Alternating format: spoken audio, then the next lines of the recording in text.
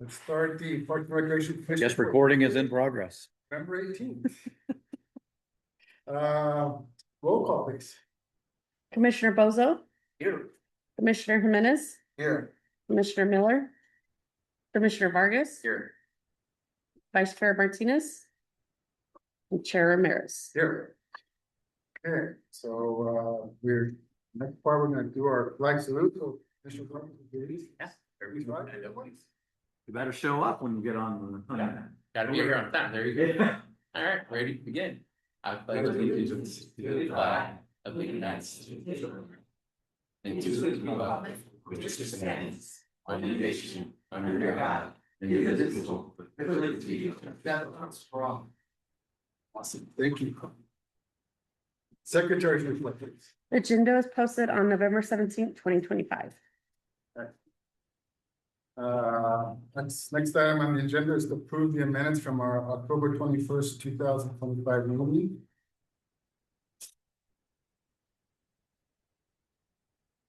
Look at that, I don't see any issues with that. I move that we accept the minutes as drafted. Second, I have a second, all in favor? Aye. Opposed? Aye. Minutes are approved. Next item on the agenda is to approve the approval of today's agenda for November 18th. Can I get a move? I will move that we accept the minutes on November 18th. Here a second? Second. All in favor? Aye. Opposed?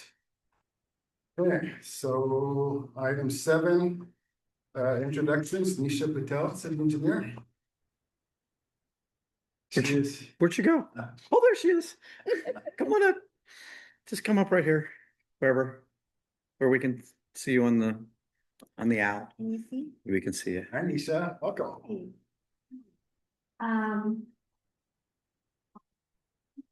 Well, I'll start it. This is Nisha Patel. She recently came on 1st of October as our city engineer. So we are extremely thrilled to have her with us. She has traveled around a bit through and worked her way through multiple positions, and including being a director as well as city engineer. So she's perfectly placed for this to be of great service to the community, to this commission, to staff, and there we go. Yeah, I'm very happy to be here. I'm very happy to meet you all.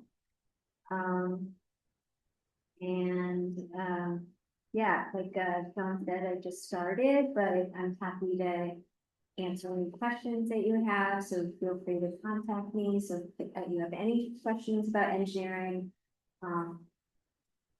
yeah, contact me. It doesn't have to be about just parks, or about like in outreach. Awesome. Well, thank you. Welcome. Excellent. Thank you. Okay, item 8. Do we have any public comments on items not on the agenda? No. Okay, new business. Item 9. So we want to do kind of review a fiscal year 27 work program update. I guess this is and part of the reason for this being on the agenda, guys, is that we've done a pretty good job of getting through a lot of our work programs so far, building pickleball courts and all kinds of good stuff. We raised our awareness and profile in the city, and there's a couple other things I think we might want to add. So that's what the point of this 9.1 is, to discuss these items. So and the first one is incorporate our relation for bike and ped. I know that's something that we haven't spent a lot of time really focusing on and working on, bike and ped. And I don't know the exact history, but it was folded. It was commission, it was its own commission, shut down. It was folded into Parks and Rec about before I came up, which it's been at least 4 or 5 years. And we've always had a representative that represents Gilroy in front of the county for any bike and ped measures. And I think, Emily, if I'm not mistaken, you kind of volunteered to take that role over, is that correct? Yeah, I did my first meeting on the 12th, I believe. And I learned a lot and the commission is super active and, yeah, I have takeaways. I don't know if now's the time to talk. Yeah, I mean, well, it's just the update, so maybe you can just give us, yeah, if you got notes and what's going on, I'd like to hear them, and then we can, at that point. Hold them into our work plan, if you see specific items that we need to kind of address and go after, or I think this is, we might want to include them in our workbook, so, yeah, please. So the biggest call out that I have is the major competitive grant funding, which they released those on the 12th. And the deadline to get them in is 4 p.m. Monday, February 9th, if we want to try to get those grants. There was some policy that came through the commission, regarding county roads and bike lanes. So that's up and coming. I think they want to get that moving. There's talk about, a lot of the funding goes to San Jose, obviously, but there's talk about Super Bowl capacity and Quarry there. Doesn't super affect Gilroy, but something cool I did learn is they had a presentation.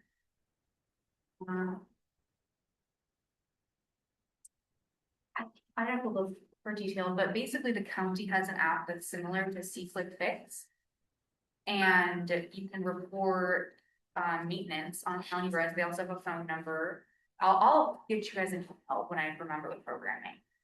But the county does a really good job, and even if it's reported on their system and it's not a county road, they will put a request in to whoever's road it is. So say it was a Gilroy City road, it was reported on the county app, they will go and they will file a request with the city of Gilroy. So their goal is to be like a one-stop shop. They would just let it sit and die, which I thought was really cool. And this was very theoretical. There's talk about trying to kind of incorporate all the apps together. So the county app and the city app would maybe interface somehow, which I thought was cool.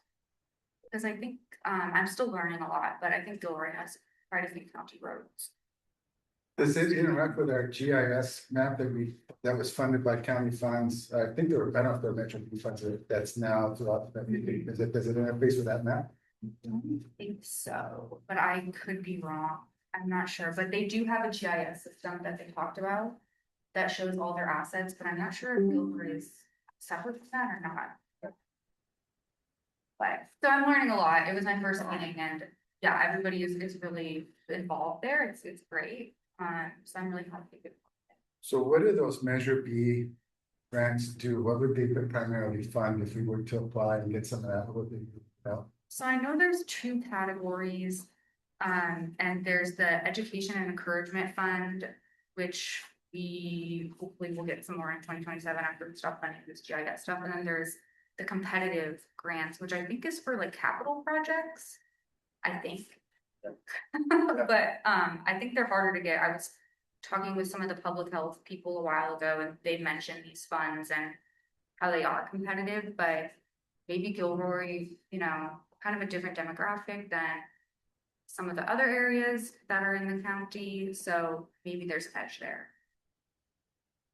So you're on that, and I mean, as far as us versus commissioners is focusing on the work plan, it's just, I guess it's just to become, better educated on how, because I don't know a whole lot about how this Measure B funds work.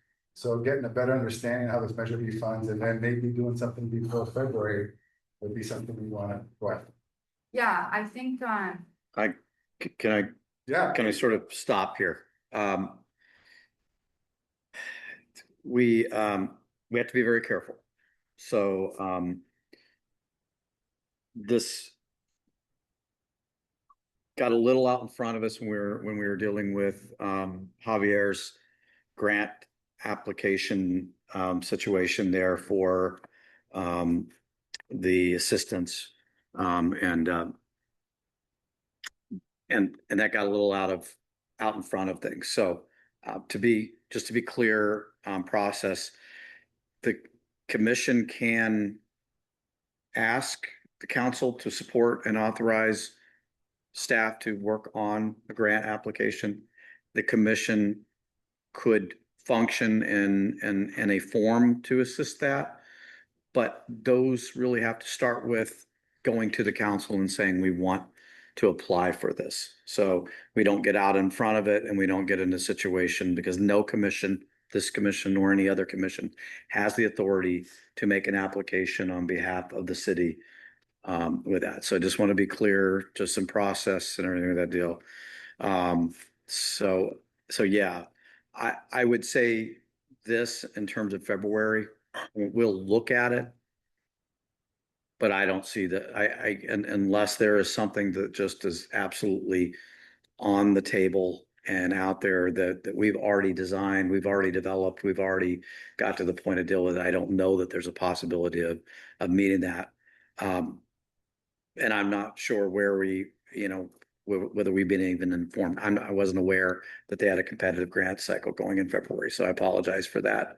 But we can take a look at it, and if we can, we'll go and dig into that deal. But I just want to be clear on that. So we'd need to, so basically, we'd be looking at January. We can come back and see if there's something out there, and we'll work in December to see if there's anything out there, and certainly feed information around and work through that. But just to put it on the table. Sam? Would that pertain to what we just did with the signboards with the library? In other It's- words, should we have gone to the council and asked for permission to do that before we did it? It's slightly different, only that, and this is why it's different. You were, just pointing out, you were acting as an individual, as a community member, and you went and fundraised, and you went privately to the library board and said, we want to donate money. The library board just communicated with us, we're going to enter into a memorandum of understanding for that work. And the council is fully aware and fully apprised, and we're okay with that.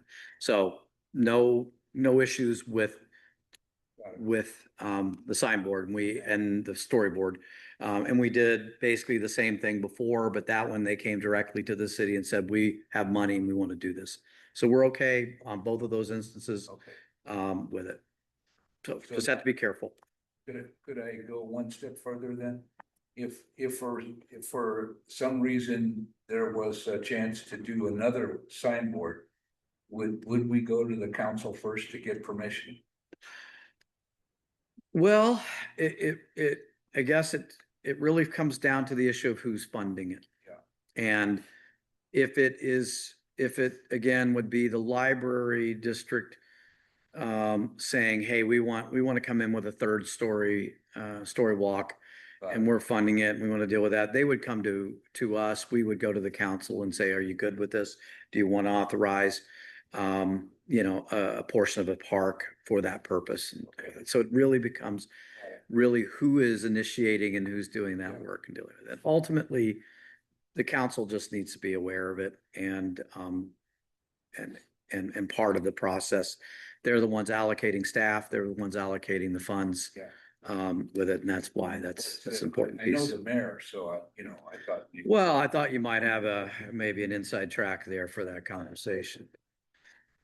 Yeah, I just want to say, separate from the competitive grant cycle, there is just like the education and encouragement Yep. money that I think we should have the public health people come back and talk about. in the Sure. future. Excellent. Yeah. idea. Did we get them in January, you think? They come in and speak to us in January? We can ask. Yeah. Possible. It's Yeah. possible, but my understanding on that is that Measure B money was committed to those specific projects.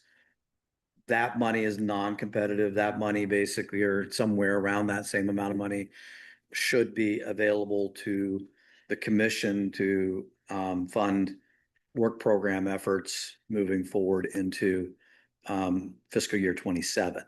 So, and that's really what the purpose of this was, to say, okay, we'd like to, what I heard from the commission was, hey, we know this money is going to come back to us. It's going to come into us and allow us to move forward in this. How do we want to set ourselves up? So on July 1, we can begin in earnest working with the fiscal year 27 money rather than waiting till June to then develop the program and be 6 months into the fiscal year. And then how do we, do this? So I think you're very wise to start this conversation early. If you recall, we started the conversation around this a little bit the last meeting, and my suggestion was agendize it so you can have a robust conversation fully within the okay of the Brown Act, and it's on the agenda. You can have pretty much go anywhere you want with that conversation. My suggestion also is that my guess is that you're not going to land on definitive answers tonight. Right. You can spitball, you can kind of put some things out there on the table, run with it, and then you can start to formulate that position, and then we can come back January, February, and start to integrate that into the format that you developed for fiscal year 26 for your plan, your work plan. And it also at that point kind of fits into, it's time to start working on what your fiscal year 27 work plan is anyway, because that's the timing where you start to look at that. So we can get in front of that in January, February with this work, and then lead into, I'd say, March to start to develop your full work program for the coming year. So I think this is a good start. I think we should include in our work plan, guiding public health, get a better idea of what funds available for our next fiscal Yeah. year.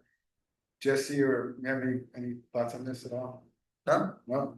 Okay, are you good with it? Okay, great, all right. If I could, the other thing, just to be clear, when the city decided to go a different direction on the Bike Pedestrian Advisory Committee, they split that into two pieces, just to remind folks. One piece was for this commission to handle the outreach, education, those types of activities.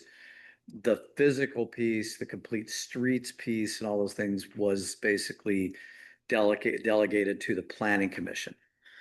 So at some point, it may be something that the commission wants to discuss, which is to, and it doesn't have to be a joint meeting, but it could be that you ask that a member or members attend the planning commission meeting. We set up a time and deal with that, and we have a conversation with them just to make sure you're checking in and sort of having the conversation about what your work plan is looking like. I'd say do that later on in your work plan development, but I would say it would make a lot of sense to go to the planning commission at least and forward that to them so they're aware of what you're working on your component piece of that. I think it's great that the school district is here as well.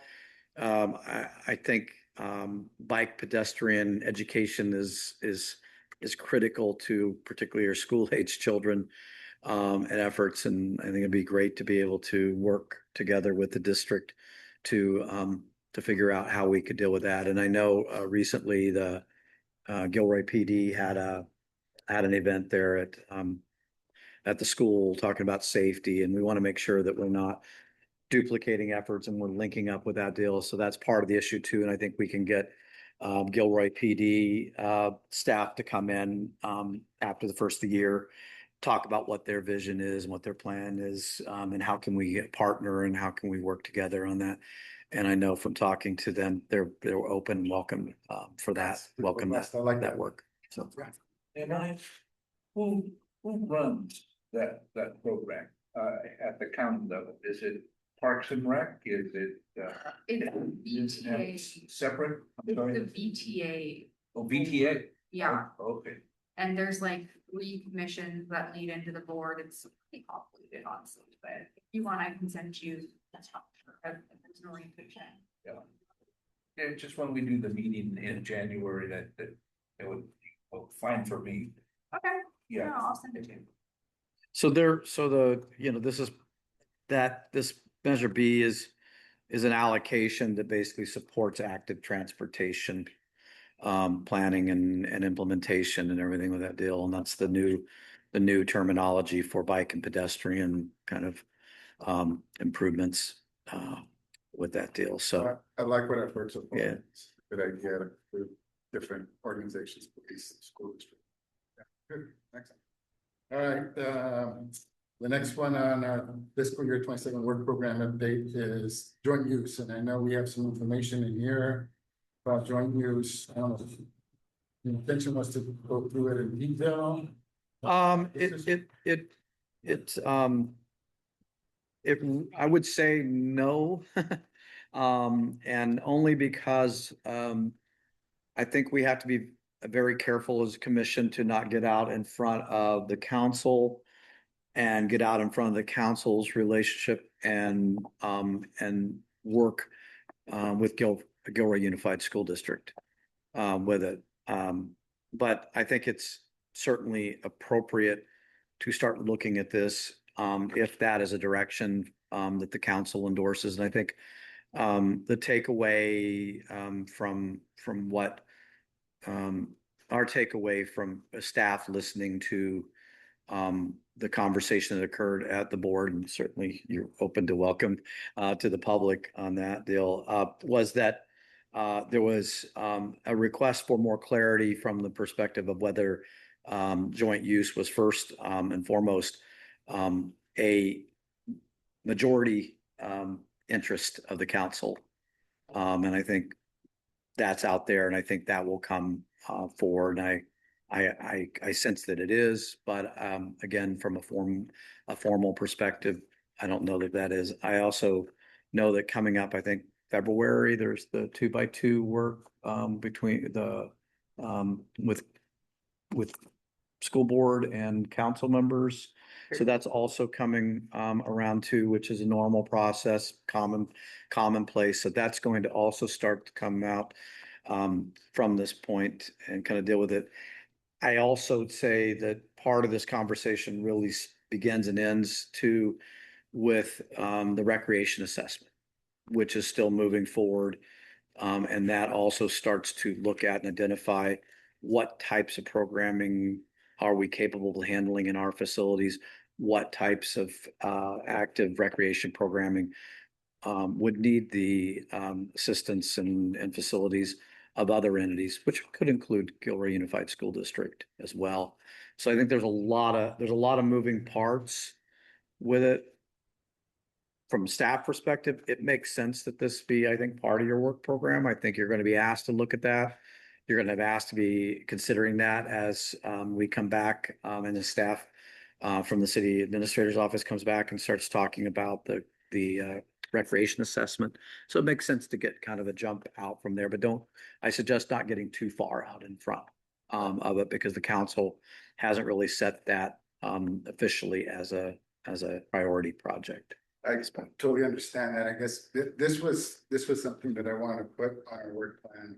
And the impetus behind this, at least from my perspective, was I was approached by Gilroy Little League about 2 months ago, after some of the fields were closed, and the shape of some of our fields, just access to facilities for 655 kids was starting to be limited. There's limited already amount of ball fields, and so my perspective was, the facilities are there, and again, historically, my kids played baseball on some of those fields, they played soccer on some of those fields at the schools, and now that's gone. So my perspective was, can we bring that back and make it work with the school district? So and I know there's liability issues on both sides. There's got to be some way we can work together to clean up if it's ever done. So that was my perspective on bringing it on that work plan, and to move forward working with the school district and city council to finish. That could just. Yes.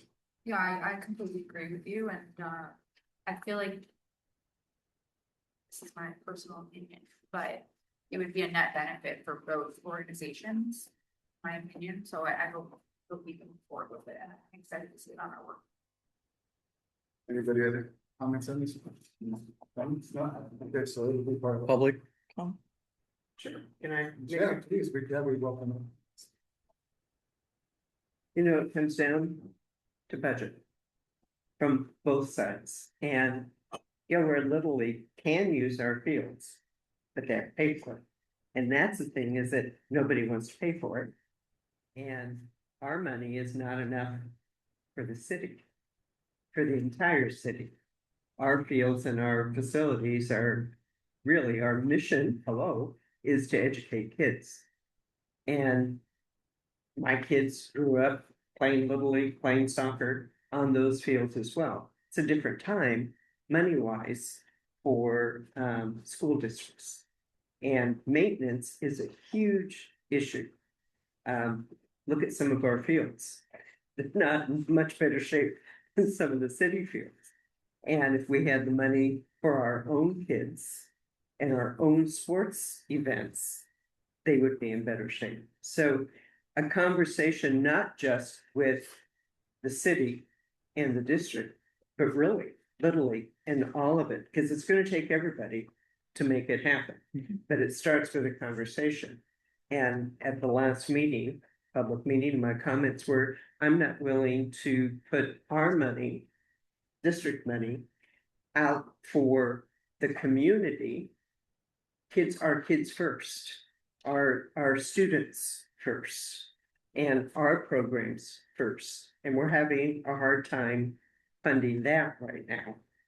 And so to say, just open up those gates and let everybody use it. I remember back in the 80s when I was an assistant principal at Glenview, my role every morning was to get there at 7:30 to clean up the fields every morning. And I picked up broken beer bottles and hypodermic needles and all kinds of stuff in the 80s to pick up when I was principal at Jordan later. Same thing.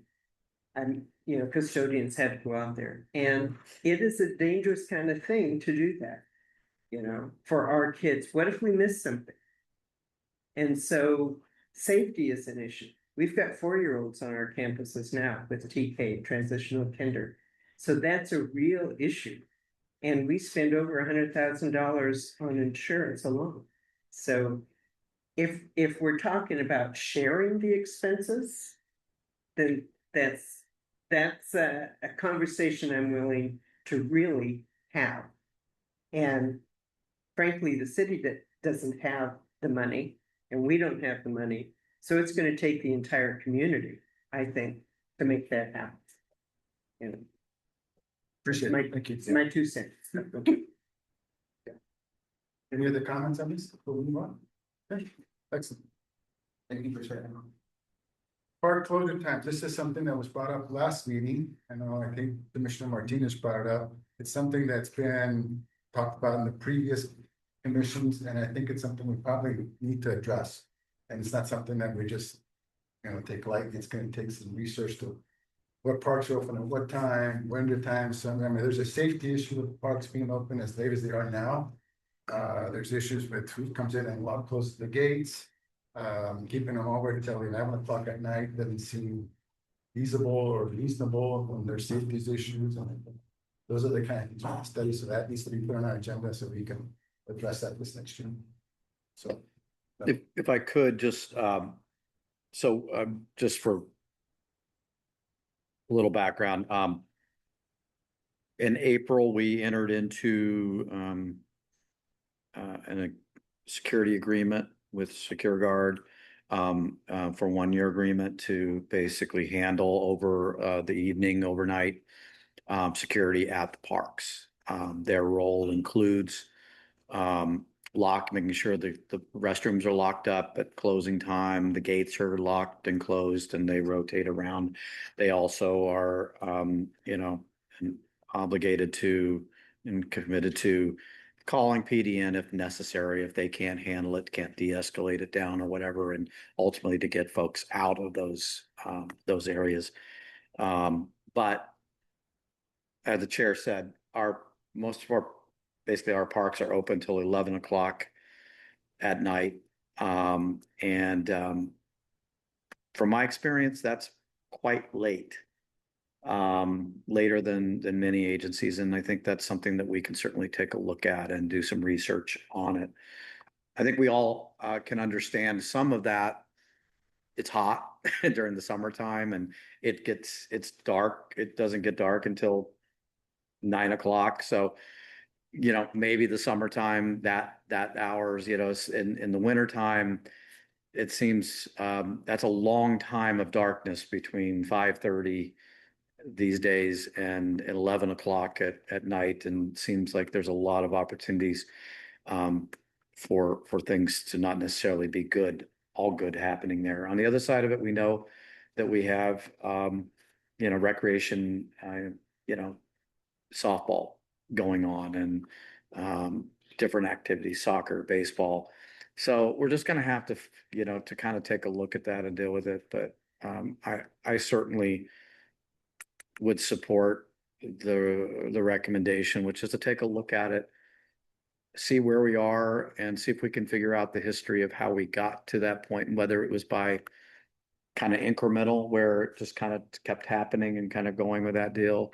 I've shared with the fact that when I've left the council meetings, I've seen nobody out on the sports park fields and the lights are on and that, and I'm like, should we be keeping the lights on till 11 o'clock if nobody's out there, and dealing with it? So I think there's some things that we need to look at in terms of, how we, can operate, those, I think, on a timer. John, is that what those are on the timer? So it becomes a question there of whether that's the right way to handle, those lights, for example. Those they are not inexpensive to run those. And, it's great when folks are out there, but so that's kind of, our, staff take on it. It probably is worth a look.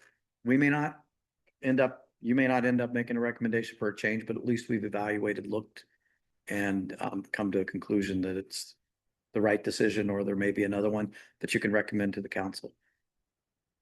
Okay, good. We're good with that? Excellent. Okay, on to 9.2. Approval of our 2000, calendar 2026 Parks and Rec Commission meeting schedule. I guess I'll just open up by saying that traditionally, we make the third Tuesday of the month, we make an exception for summertime.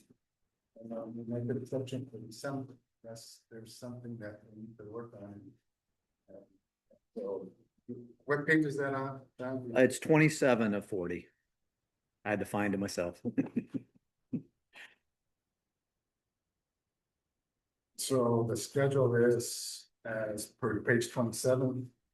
So in this particular case, that what's being proposed is no meeting in July, and once again, no meeting in December. Anybody have any comments on it? Commission members, no?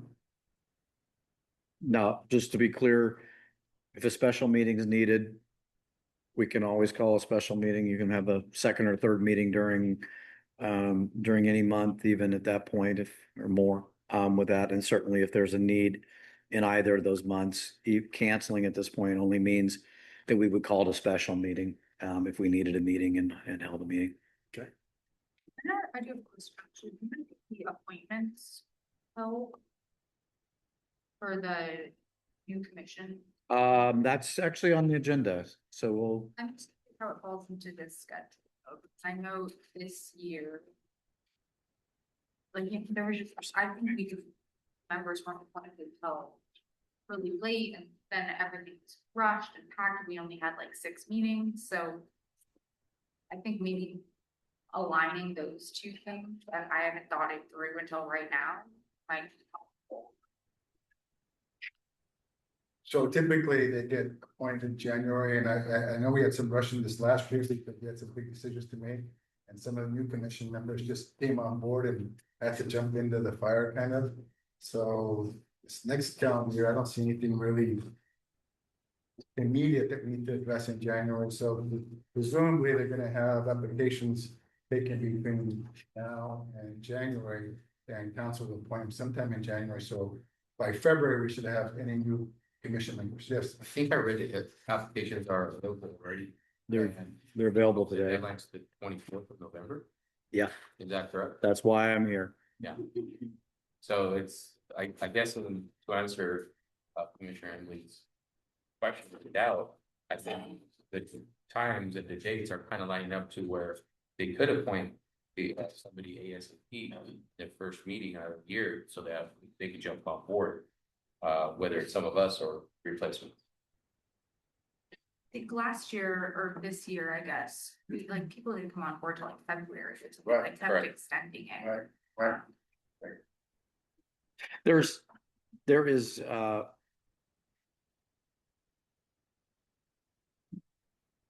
there's no magic to this, and there's no right answer to this, and there's no good answer to it, because there's always going to be a transition point with new or with new commissioners coming on. You've got one vacancy already, which will obviously be filled.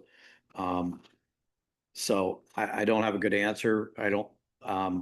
These are dark months, which are traditionally put out there for the pleasure of you in particular, but it's also consistent with July, with where council is taking usually time off, and kind of allows everybody to enjoy family with that.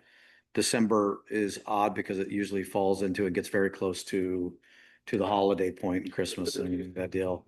It is right there, so that makes it difficult as well. So there's reasons for that. Again, again, we can schedule a meeting and we can deal with it, but I don't think your schedule is ever going to link up well with the appointment schedule, simply because you're directed to when you have your meetings, and those don't necessarily line up with exactly where the council is. And frankly, I'm with you. I like to have a couple of weeks to meet with new commissioners, to give them sort of their training book with that, when there's new, particularly commissioners that haven't been in the public deal, to understand public meeting laws, all those things, deal with it. I know we're going to work on all of that with all the commissions through the new clerk, but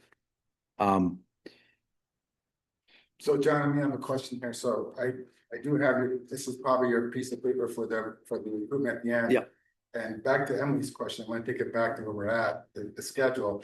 I just, three current commissioners expire at the end of this year. Yep. So how does that impact our meeting schedule for the next calendar year? I'm gonna assume that they, and I don't know that, maybe talk about that, they're gonna reapply, but I don't know that for sure. And if they don't, we're gonna have a lot of open spots come January. Well, let's So let's take go one at here. a time. The calendar, I'd say that, and then let's talk about the commission So appointments. I think my point, I think we should just adopt the calendar as drafted. And if we need to make a change. Yeah. Sometime a special meeting in December for some reason, we can call a special meeting. It's top in December for me at least. So I propose that we take it as it's drafted and we could adjust it. Yeah, I don't know if there's just, I agree. And also, I hope that the council can stay on schedule with appointments so that everybody can be onboarded and participate in the full calendar. So I don't know. Anybody else in comments? Like you're suggesting that we just Yeah. move forward and adopt the schedule. Yeah, you want to make a move? Yeah, so move. Okay, well, I'll second that, Sam's movement. So all in favor? Aye, opposed? So we'll adopt the calendar as drafted. So I think the next item is capital improvement, and we can talk, we'll still talk about it. Let's hit it when it really comes up with this deal, and we'll talk a little bit about that. I'll just say, I share your concerns about having a quorum, and having a commission that can meet or any of that deal. So I think there's some work that has to be done, certainly. So the chair asked for staff to provide a little more detail in terms of, the park's capital improvement, items there on 28. So, we've had a few conversations, but these have been in and out a little bit. One of the things I also was remiss in, we have going forward, I think in January, second meeting in January, I believe, I wanted to pass along too that we met with Little League a couple of months ago, put together a punch list, and we have a number of items that we're asking and for their Little League board to approve to be used, the money that's in the special fund that they provided to the city, which was their fund from their fundraising, to be able to be used for the ballpark fund is what it's been traditionally called. And so we're asking the board for approval. We've agreed that it is within the rules of the road with regard to how we can use those. And it's for fencing, it's for covers over dugouts, and some different improvements out there, extending and making the dugouts larger in a couple of instances where there just really isn't enough area of that. So I'll provide the commission with some additional details, but that'll be coming to the council, provided the Little League board gives us their okay to move forward with it. So I didn't include those because we hadn't got that, but suffice to say, there's I think $150,000, almost $150,000 or so of additional work that we're looking to do and hopefully get done in front of the brunt of the Little League schedule with that. So we need to do that quickly. So this is just, if I can share, this reflects what we have been discussing. I think it's in a little better order and a little better costing point there with it than what we provided in the past. And I apologize that we could have done better on getting that information out there. I think I also, staff wanted to point out the additional carryover items from fiscal year 25 that will be done in 26. And those include the Los Animas Park restroom replacement that is supposed to be done January 12th. January 12th. So we're preparing for that. We're going to be doing demolition. We'll have temporary porta potties in there and hand washing and we're going to have, and we've been already doing irrigation work and electrical work in there to set up for that work. And then the Del Rey Park Playground Council approved and authorized that from the fiscal year 25 work and the Hecker Pass shade structure. So we're thrilled that the council agreed to continue to fund those through from the last year's fiscal year. So in all with that, almost $900,000 of capital replacement and major capital repair work to be done in the next really 4 to 6 months, realistically, in terms of what we're looking at. And those playgrounds, you expect to get that's also gonna be done before the fiscal year 26? Mhm. Yep. We have those already set up. We have the Del Rey's in progress right now. We were hoping they were gonna be done this week. Had some issues with the older posts not meeting up with the right brackets, so they had to order some more posts. So we're waiting on the posts, but they said they would expedite that since the project's already in progress. Half of it is completed, but we should begin the posts in here pretty quick and then wrapping that up hopefully by end of the month. With this, just out of curiosity, 50,000 for a roadway, what does that apply for that playground? I mean, what does that do? That changes all the panels, all the attachments, and reconfigures them to newer, updated models. Okay, so brighter colors, new, Yeah, Okay. brighter colors, new panels, new swings, new ADA swings. And then, much like we're doing at Delray, where they'll take a slide and put a different slide on there. New climbing walls, different features on them. yeah, please. At Delray, are you guys just doing the area that's tented off, or are you guys also gonna work on the area by the school? Like the other? The school one, we weren't working on that. We didn't pick that one to do this year. It's actually newer Oh, really? than the one that we're working on at the moment. It looks a little better, but it still does look a little. Is that the one, there's the, No, I think the one you're speaking of is the, 5 to 12-year-olds. Yeah. Yeah. Their kids stuff. Yeah, yeah, There is one that we're looking at next to the one that's tented off, that has got a quote in the process right now. Cost wise, we're, this budget, we may have to sit on that, but Are you talking about the one that has the fence? yeah, that has the rockers and the tubes. So we're looking to update those. We were hoping it was just able to switch the rockers, but you actually have to, they're so old that you have to change the footings and stuff, so that you apparatuses with there. Not too deep, so.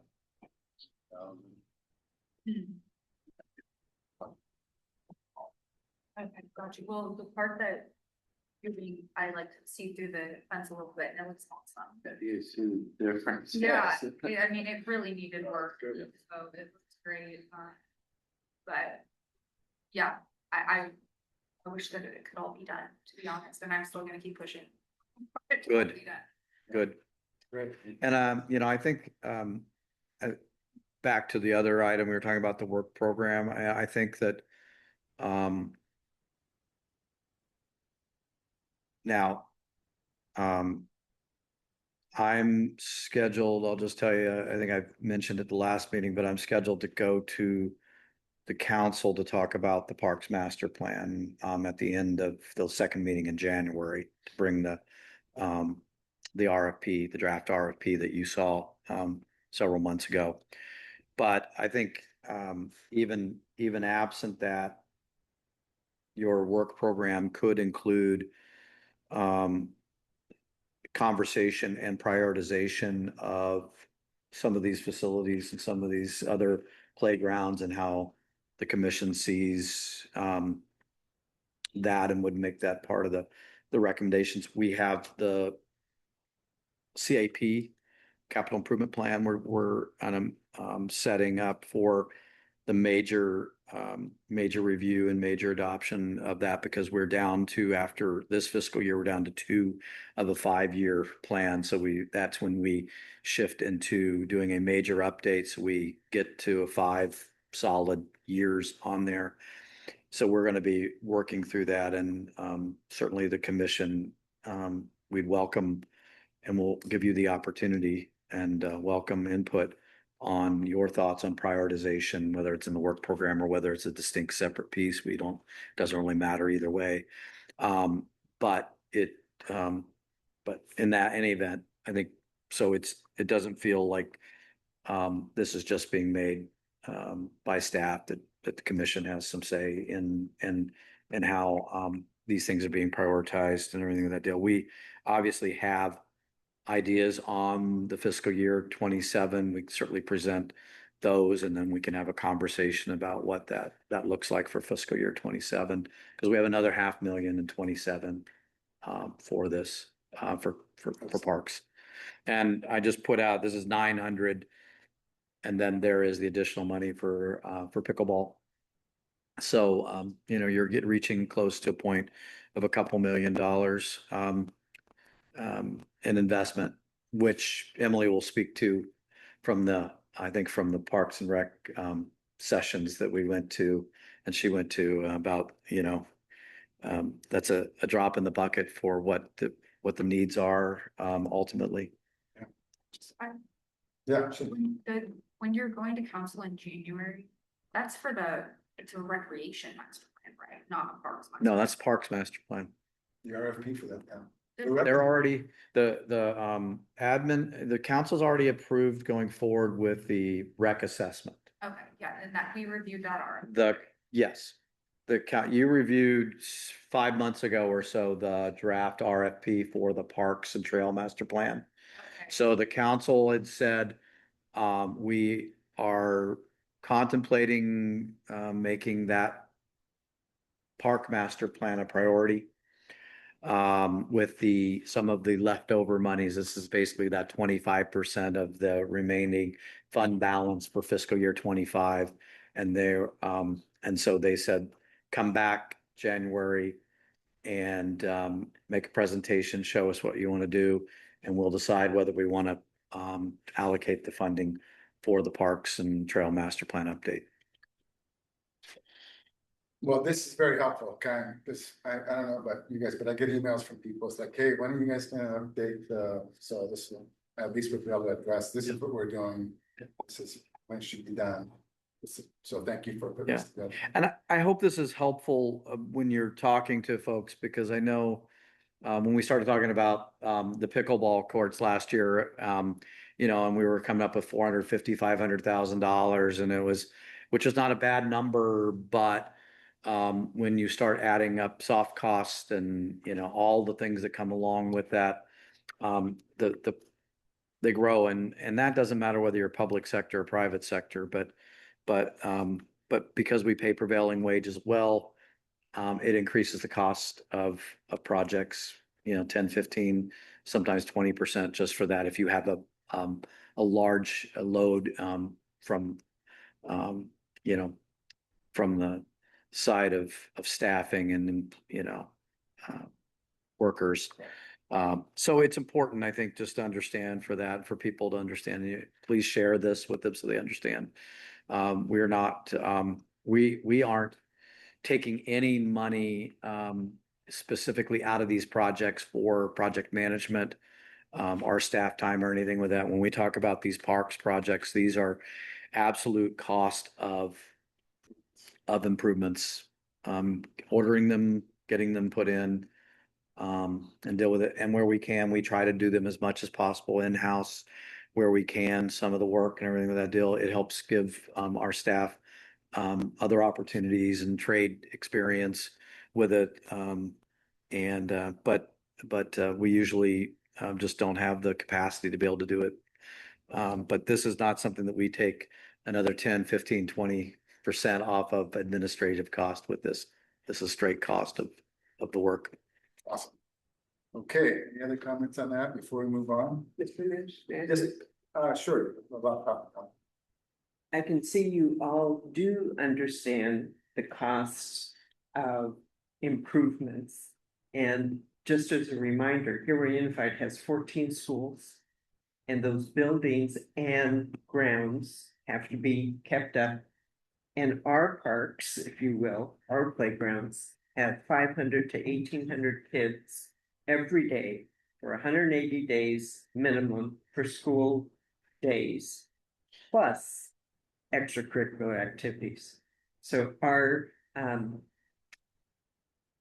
sites are used almost continually. And the wear and tear, as you can see from your own buildings and sites, is incredible. And the money is short for us as well as for you. So it's a tough hill to climb to say, let everybody use our site, your site. It's that you guys are in the same boat that we are. Thank you. Okay, on to no business we have, I think there is, right? Number 10. Sorry. I'm gonna figure out, lost my spot. Think there's So 10, no old business, sorry. Right, there's nothing there, right? Yep. So, department updates, public works, park maintenance operations, done, everything? Yes. So As we spoke about, Delray retrofits in progress. Working with them to get that completed as quick as possible. Looking good so far. The Arbor Day, tree planting group at City Casper, some of you guys went, really great. Trees look great. Nice rainy day. Yeah. Not too hot, yeah. Staff installed the 50 hometown heroes banners this past month for Veterans Day. They also completed the opened the fields that they had reseeded at Christmas Hill? San Isidro, Christmas Hill Ranch site. And Sunrise. Weed abatement and shooting range. Okay, hold on a second. What street is? The PD, Oh, okay. So sometimes we'll, out by the wastewater plant. Gotcha. sometimes we'll sprinkle some of those. This where parks, but we're also landscape. I'll offer this for does anybody have any questions regarding any of these items or whatever? with that deal? I don't think there's anything. It's great that you're doing basketball updates and that's great. I'm thrilled with the removing those tree well bricks at Delray. The ones that marked. Well, the ones that are around in the tree wells and everything with that deal. Yeah, yeah. Those are gone. Those are gone. We put Barkman's place to fill the hole. I didn't go up there. You Gotta look at that. for the play table, the chess tables to get new inserts and there are a couple things. Yeah, they look good. Um, And I noticed the pavement is marked very brightly. I did notice that. Yeah. Thank you guys so much. We are kind of just looking into it, but they have the arches in that park that are, from what we've gathered, are strictly decorative. But I do have a playground rep looking into possibly if they were to maybe add some sensory boards in the future there, if they work with the size of those. Just something to make them a little more flexible. Hey, John, now that I understand the downtown park is in our purview, is that right? From what I understand, it's now under our purview. Do you regularly go by that park and just check it out and see what's going on with it? We do from the staff as they check downtown. It's one that's easy to pass it almost daily, weekly. There's not a whole lot to the park besides the trees and the sensory boards, but Right.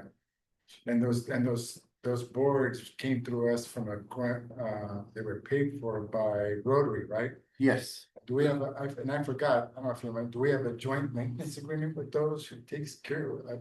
those would be our They're ours? yes.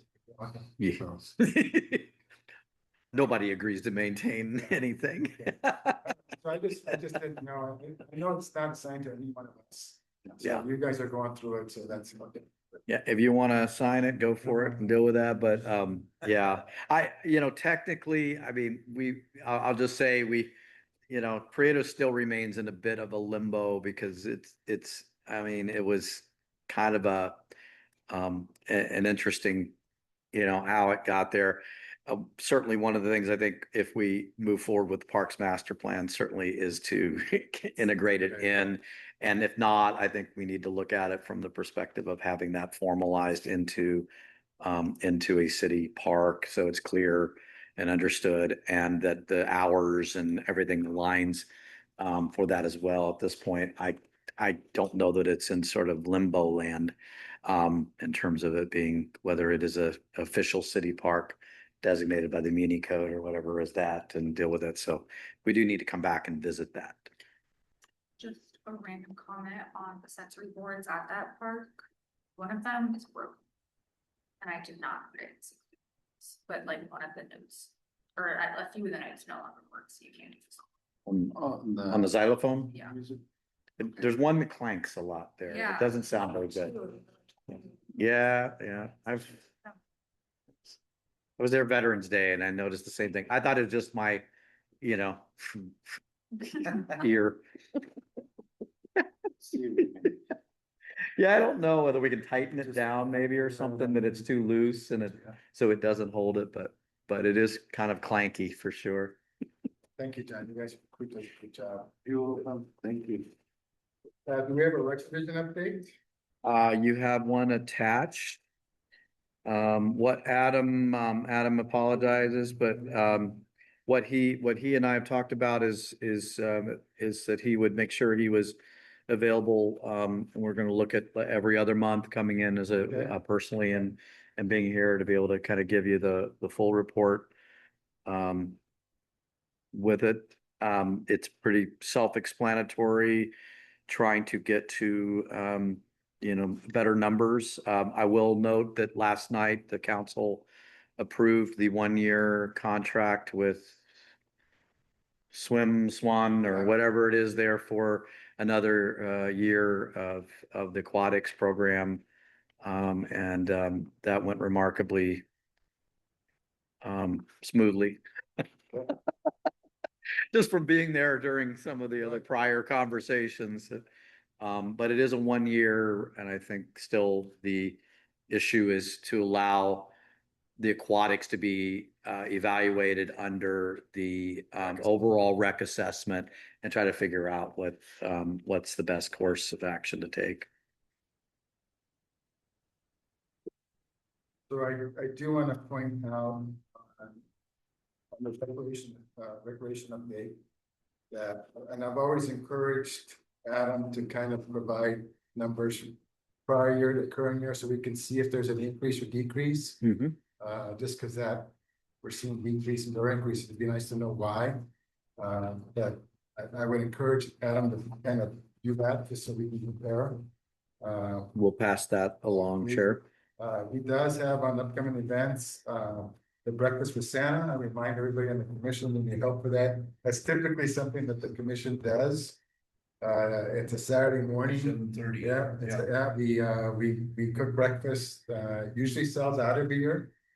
Santa, yeah, Santa makes a guest appearance, so you guys have Saturday, December 6th available. Please let Adam or me know so we can coordinate that. I will be there. That's also the day of the holiday parade Holiday parade downtown in the evening. I'll be there. Yeah, great. Great. Okay, so good. Got seniors, sports. Anybody have any questions on Adam's update on his written? I guess the only thing personally would be, just to go along with what you said, Luis, to get a breakdown of every single sport, to see what's their most Yeah, I interested agree. I like in that. sports. Yeah. See where the focus could continue to be based on popularity. Okay. That'd be nice to know. Yeah. And not only year over year, but also like year over year with the same sport. Yeah, I agree. And I think the good news is because they're gonna start working on the rec assessment, those numbers will be generated for that purpose as well. So that should really drive a lot of data-driven information that can be shared in this as well. So that'll be, I think, very helpful down the road. All right. Anybody else have any comments on the rec assessment? All right, next thing I know, Arbor Day.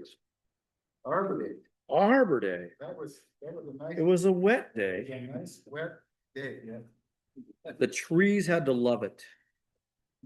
I just want to thank the staff for going out and setting that up in the midst of a dreary, drizzly day. Kind of a Seattle type day, Puget Sound. Not heavy rain, but it just enough to get you wet to the bone. Council members, the mayor, all made their appearance and helped shovel. And the mayor, even on the day it was his big address to the community came out, and we really appreciated that. So Luis and Sam, Those were trees that were not easy to find from what I understand. We found the right trees, they were in the right spots. It was awesome. Cindy Casper was a beautiful part. And it's just gonna make it just even more beautiful. It's gonna be a nice park, so. It's Yeah. one of our nicer parks. And it's gonna- I'm always appreciated when somebody else digs the hole for me. Oh, It's much easier to fill it than it is It to sure is. dig it. That was a nice event. We are a member of Tree City USA. One of the requirements is that we have hold an annual Arbor Day. It would be nice one of these days, maybe to do it in April when actual Arbor Day is. But, you know, we have an Arbor Day. Well, yeah, I was thinking about that, and you know, I don't see a reason why we can't celebrate Arbor Day in April when it's the National Arbor Day, in some form, and still plant in the fall when it's best for the trees. So, Probably dig the hole in April. so So that would be ready So we'll figure that one out. It's just sometimes that April gets a little warm and it can put the trees into a shock. So the fall is a much better time, but it is odd to be having Arbor Day when everybody else has had theirs in April. So I took note of that, and maybe we have less of a chance of rain. I don't know. April, May, you know, rains can happen. October can happen, obviously, but it was a great event. I hope I think they were shared some pictures, and we can share some pictures around, but it was fun. Thank you for that. We're kind of at the point of our agenda where we each talk about the parks, and if there's anything you have going on, it's time to bring it up. So we'll start with you, Commissioner Bozo. What you got? Well, I attended Carriage Hills today. Okay. And it was good shape, it looked great, and I did both sides, the Long Meadow, I went up back, John. Remember, I didn't know how to find the Long Meadow? Yeah. Yeah, I found it. So, and then there's that gully that separates the two parts, but anyway, the park side looks great. Looks great, I didn't see anything that made it look like it wasn't being well maintained. The carriage, the gateway, that's the one on the corner, Linda, on the corner of First and Santa Teresa? Santa Teresa. Ah. Yeah, it's a kind of a pocket park. And last month I reported that there were a lot of flowers. So when I went by today, there weren't as many flowers. And I think maybe it was the rain maybe it'll be better when the rain finishes it. But it was good. And in Miller, Lewis is so close to Miller Avenue, and he takes his dog over there, so. Almost there. How does it look, Lewis? Miller looks fantastic, but there's an area concern that I have, I think is a trend. There's people driving around the park. You can see tire tracks on it. I think I reported one month that there was some damage done by the picnic area that's on Second Street. Yeah. It's still there, and I know they try to reseed it, but when I get there in the morning, you can see people are driving at night, obviously not during the daytime, but they're driving at nighttime. And luckily they haven't done spin outs, but you can see the tire tracks. So it's probably a PT issue. I don't know how else you deal with that, because I know a lot of people who. Do we think it's Not me. nighttime, or it's not the rental guys driving out there with the drop in the bouncy houses? The tracks are haphazard, they're all over the place. You can tell it's not. Okay, So. Yes. So, or the delivery guys. Okay, yeah. This guy- well, you know, the people- a guy could dream, okay? Yeah. That's an easier one to fix. Okay. I don't see it in other parts, but I definitely see the. Yeah, I gotta look at that. We'll also, we'll have to let Secure Guard know Yeah. to take a look at that and maybe spend a little more time. It's not a park that it would normally spend a lot of time in once everything is kind of locked up, but if we're having some of those issues, it might be worth them spending a little time and seeing if there's any patterns of when you see them and when they pop up, it'd be helpful to know and we can ask them and also let PD know as well. Commissioner Jimenez is in here. Anything you want to add on that you're doing? The rest of the commission? Oh, I'm sorry. Yeah, I'm sorry. Yeah, okay, I'm sorry, guys. I'm sorry. I've been a little quiet.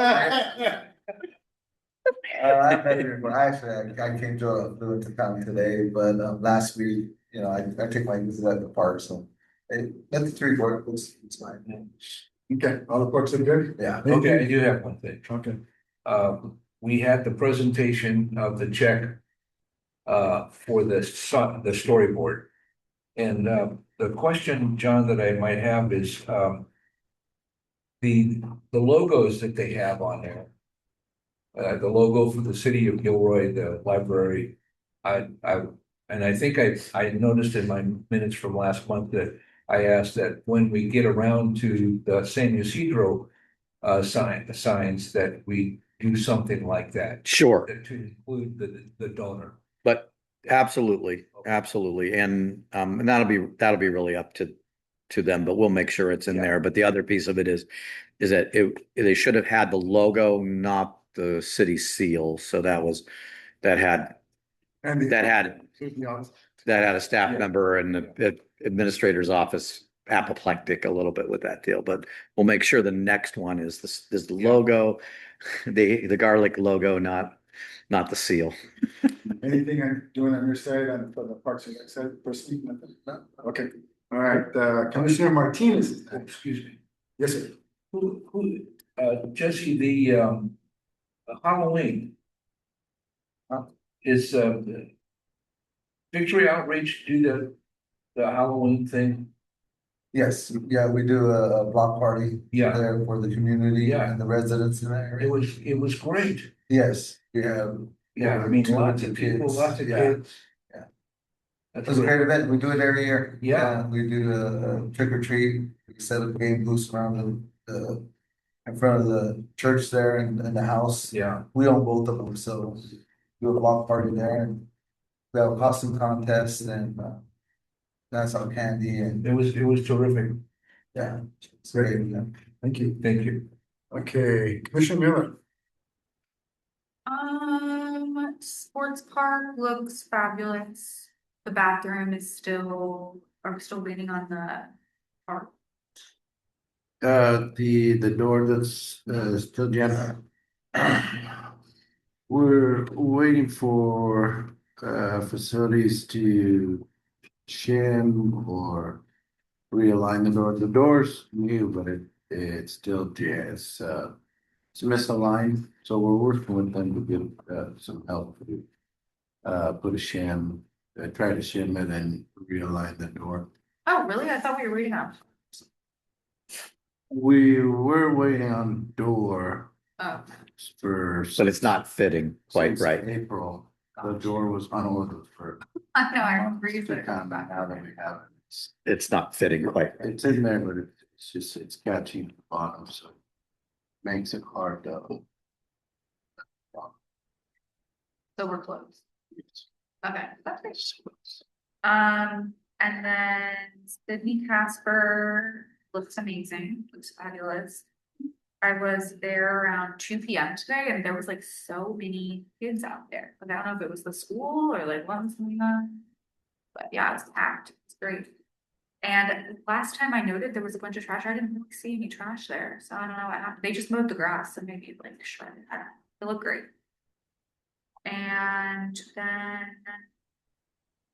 Del Rey, the retrofit has started. Looks good. I kind of already talked about this, I guess. I did notice like next to, I took a picture and I can put it in the See Click Fix app. It's kind of by that like equipment that the older kids equipment we were talking about. There's some standing water back there. I think that whole park kind of has drainage issues of some sort. Most likely with the weather we've been Yeah. having. So you'll see bottles all over. Yeah, Standing water. bigger. I mean, it was not huge, but it was bigger. And then that same area, that walkway, there was a tree. And some of the branches have broken off and they're just kind of like hanging out. It's not huge, but I also took a picture, but it doesn't really show up well. Did you put in C-Click Fix? Not yet. Okay, go ahead and put it in and that way we'll have it. Thank you. I have a question, John. Portables there at Los Alamos Park. How often do those get, who cleans those? Those are cleaned by the rental company. I wanna say it's times a week. I don't have that. I know we had some companies out there. Yeah, on the weekends, that's why I asked. Possible for them to do it twice a day, is that too expensive, or it just, the portables and. Yeah. A lot of people. Let's, I would say this, that's not likely to happen and just in general because they're not working that much and dealing with it, but we should take a look at when they actually come. When we have, I would typically like to have them come clean Friday morning, so you're at least leading into having the entire them all cleaned up before we go into the weekend, which is where you have the most human beings out there and deal with that. So let us take a look at that first. We can also, if need be, we can increase the cleaning, by an extra day or something to see if that helps. But if it is about the weekend, that's going to be We've got a lot of traffic though, homeless hang out at that park, right? Yeah. Parties. get it. It's just, people haven't like, not even used brush, they drove home to use it. Yep. So we'll take a look at it, do it. Where is this? Los Alamos. Yeah, what part? Right there where the restaurants is, Oh, yeah, what the buildings are right there? by the basketball courts. Yeah. The Oaks area. Yeah. Oops. Yeah. Just we're both by in the- bring awareness. Yeah. I felt that way. See, I'm calling out this stuff like a local now. It took me a while. The Oaks, the lake, I get it, it was a lakeside there, but there was no lake. That threw me off a little bit there. It was like Los Alamos Lakeside parking lot. Yeah, let's change the name of that to something else. Dog side. But the dog park wasn't it. I understand that. There was a park, there was a fountain. Los Alamos Park, yeah. There was a fountain, right? Yep. Yeah, yeah. Yeah. Okay.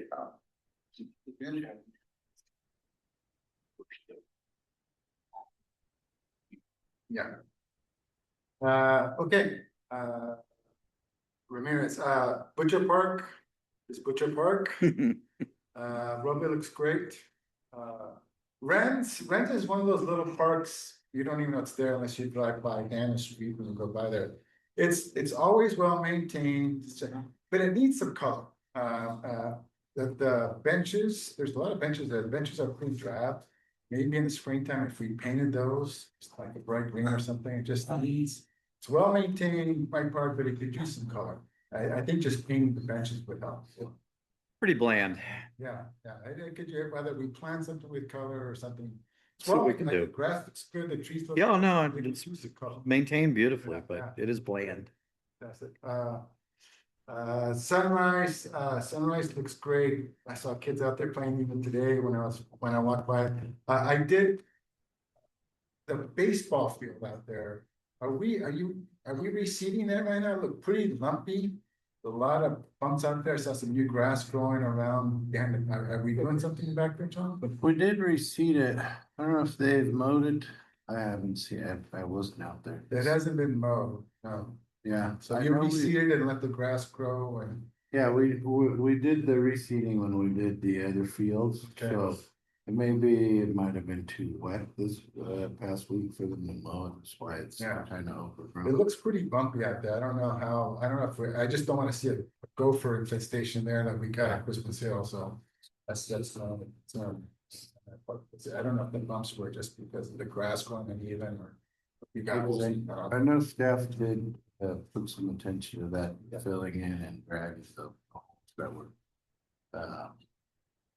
reported before this. And I took a picture, but I didn't put it, I'll post it, there's a fencing behind where the tennis courts are that, one of the lower fence posts fell off. Not a big deal, I'm just probably needs to fix. I did go by Rainbow Park just to see if that tree that we planted at last year's Arbor Day, it's still not there, right? We haven't replanted that tree. We haven't replanted it, but I picked up the replacement on Okay. Monday, so. Okay, great. Yesterday, so we have the replacement ready to, let's just find a time to Okay. go out and swap it out. Okay, good. That's all I had. The parks, other than that, the parks are great. I did want to talk about the Ofrenda bike ride. We did participate in that. Like you guys are aware, we got some funds. In our marketing funds, that, and part of that was we got a really nice canopy. So if you guys ever represent Parks and Rec, they have a really nice canopy. It's got balls on it. It's a pretty good size, lots of shade. And we were next to we're next to council member Zach Hilton, a few of us out there. And so we took care of all the bikes that came in, and people rode their bikes in, checked in their bikes. And it was it's a great event. Get a chance to go out there, but it was a really nice event, very well attended. Yes. So passed out lots of cards. I think I went through every single rec guide I had, did all the yo-yos we had. So our stuff's out there, so did that. One of the things that I did, it was interesting, a lady from San Jose who works in their public works or something, we see what mentioned, she asked me, what's the tree canopy coverage in Gilroy? And I had just read an article in the San Jose Mercury about a city up in Fremont, somewhere in the East Bay, that the tree canopy was way low. And so I did just a little bit of work in the tree canopy. So I guess tree canopy is, how many trees do you have in neighborhoods and kind of like the gold standard, according to ChatGPT, was 30% tree canopy coverage. And so they did some references to some maps at the Department of Forestry, and I could 15, 20 minutes, I couldn't find a map of Gilroy to see what our tree canopy coverage is. But it would be interesting to know what it is, because as we all know, trees, provide shade, give a better community, and to the extent that we have a neighborhood that doesn't have that, or a park that doesn't have it, I think as Parks and Rec, we should aspire to have a 30% tree canopy coverage if we can. If not. Yeah, if not more. Yeah, I agree with you. And we have access to trees. We know somebody who can give us access to trees. So, I leave that just like that, and I will endeavor to see if I can find something for Gilroy. If not, maybe we can ask staff to help us out to see if they can find what the tree canopy coverage is for Gilroy. But that's something we should know. And I like to be sure with it. So Brian went digging around. He did find a GIS layer map, and it does show the pinpoint, but I'm not sure what the source of that was, and it didn't get into the cover. But so there is some work there and deal with that. So, and I was mentioning to the chair that we're working on the city's climate action plan. And community development's working on that. So that's an area that would, and safety element, both of those things, and both of those would typically include provisions and addressing issues of heat envelopes and things of that nature. So I'm confident that in the near future, some of that information will pop up into our realm there to be able to share with you on that a bit. Okay, so Breakfast Center, I already talked about that. So that's me, Commissioner Vargas. Well, thank you for giving me the time to speak. I primarily want to talk about you, Luis, not parks, but it has to do with you. I want to appreciate you for all the time that you've given the commission, your leadership, seeing you out there for the ofrenda and manning it from, I believe it was 12 all the way till sundown. So the parks are great. Nothing to report, nothing bad. The lock is at the electrical panel, but really want to take the time to honor you and your leadership and Thank you. know that you are a great role model to all of us. Ah, thank you. Appreciate it. Oftentimes, we don't really talk about praising each other, but wanted to use my time to praise you, Ah, recognize you shit. officially. No, there's no other notes to report, so round of applause for the lead.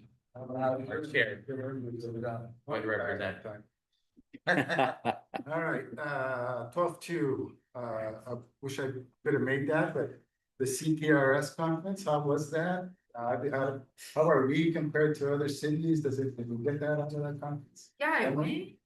went really well, and actually, a lot of cities have really strong use agreements, which I thought was really interesting. So I did pick up on that. I think I heard a lot from Watsonville in particular, how they have like free swim lessons and like they really partner well together. So that was a takeaway that I thought was cool that we could, you know, other people are doing it.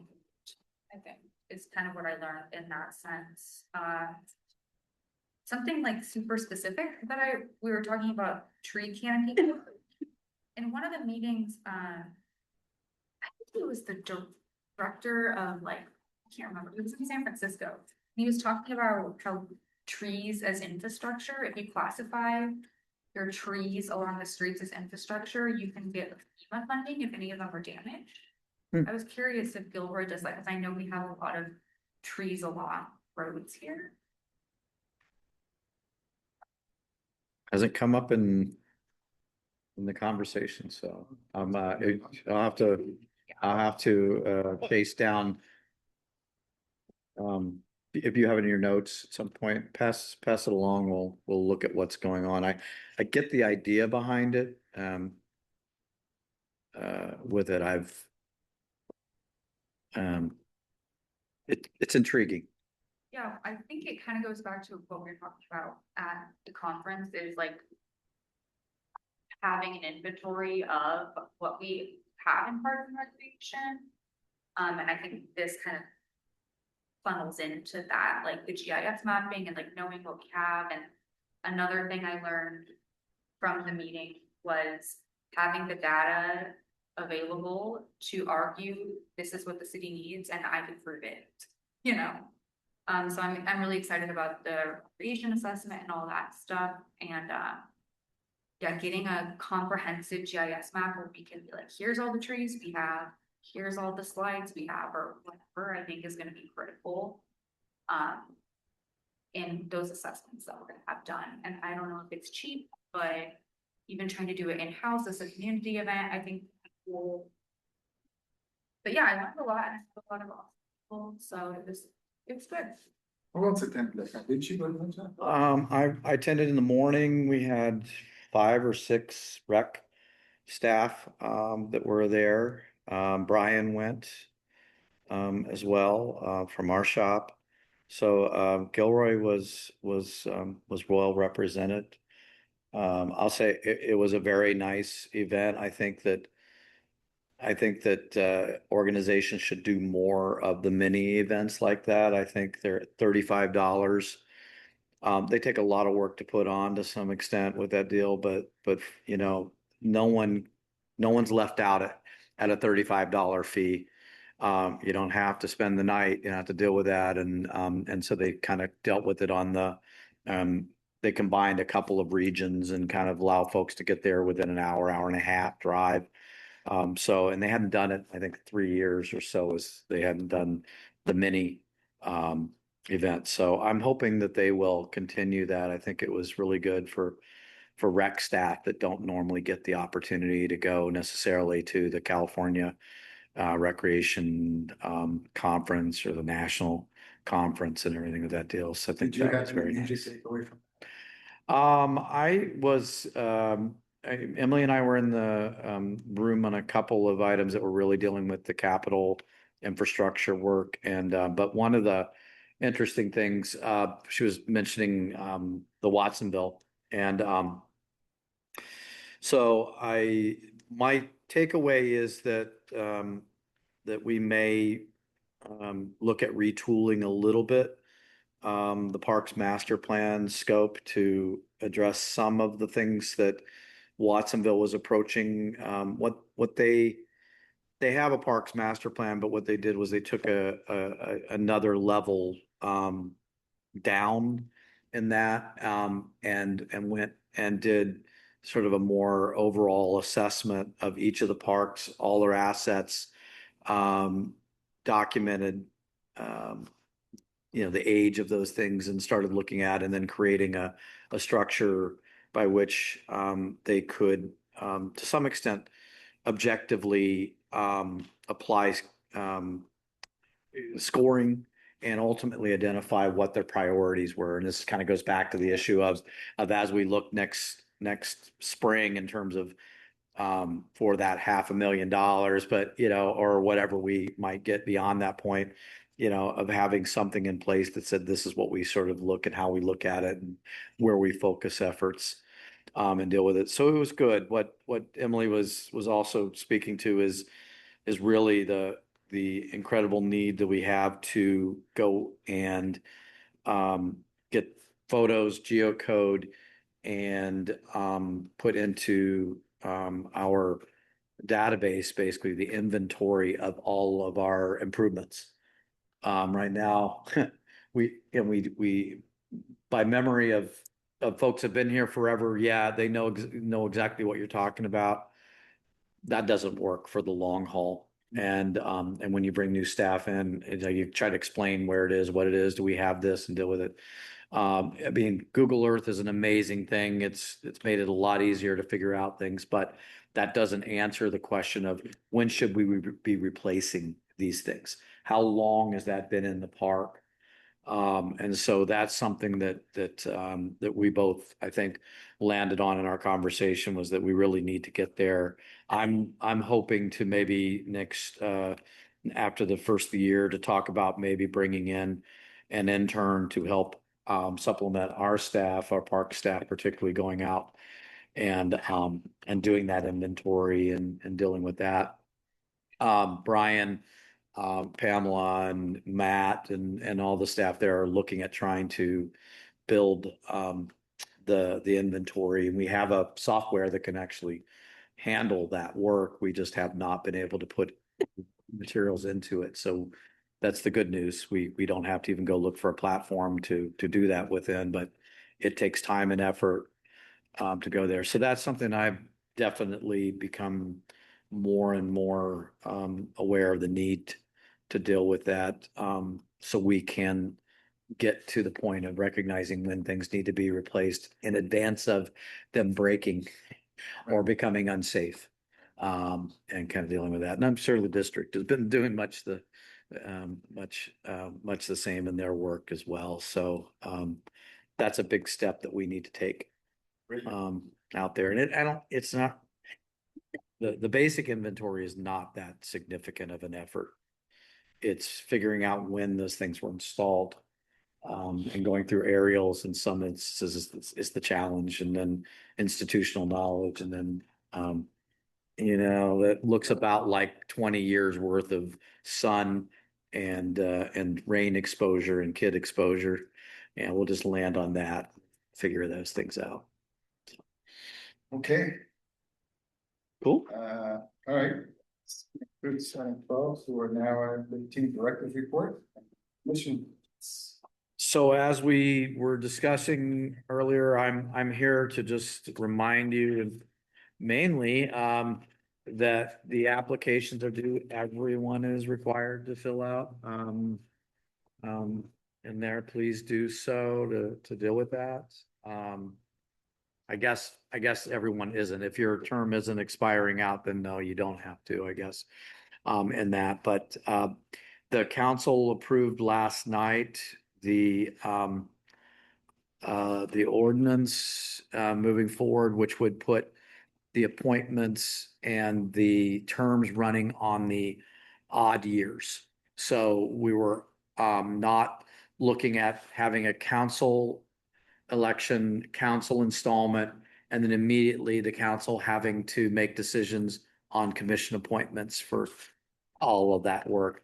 Gives them basically a year to to move into and get comfortable in the council seat and the council role before they have to make a decision on anybody expiring out. So that was approved first reading last night. I get second reading will be in on December 8th. So you'll note here on the paper, I think you were provided this, is the reason that is there, is it basically flips the term expiration to the to odd Is that the odd dates. 26 to 27? Yeah. It's gonna go an extra year. Yep. I think it's because George put in a good word and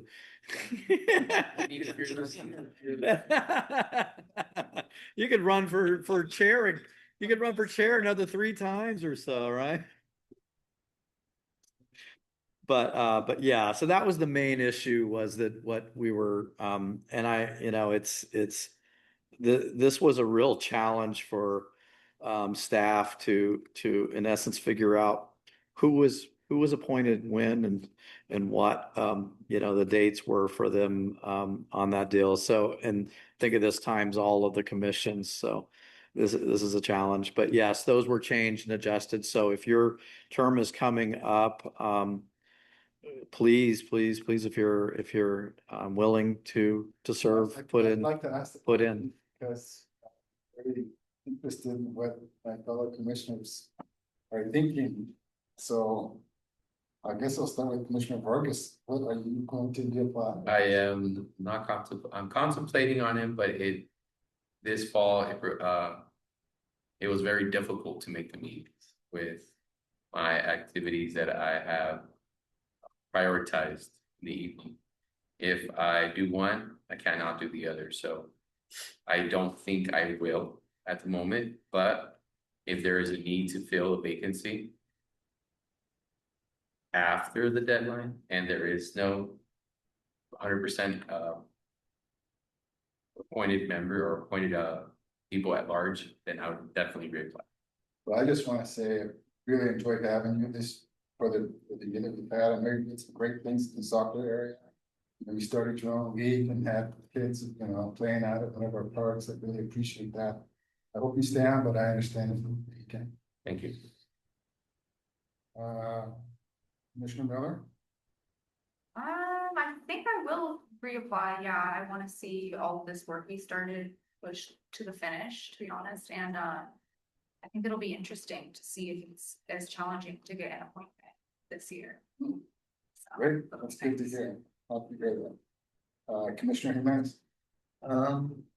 Yeah, I believe I will reapply. Yeah. Excellent. Yeah, something new to me this year and really growing on me. And I love your perspective on thing and what you do in the community is awesome. And I think parks kind of goes with that. So I'm really happy that you're so. Very glad to help out in any way I can, with park cleanup. So Awesome.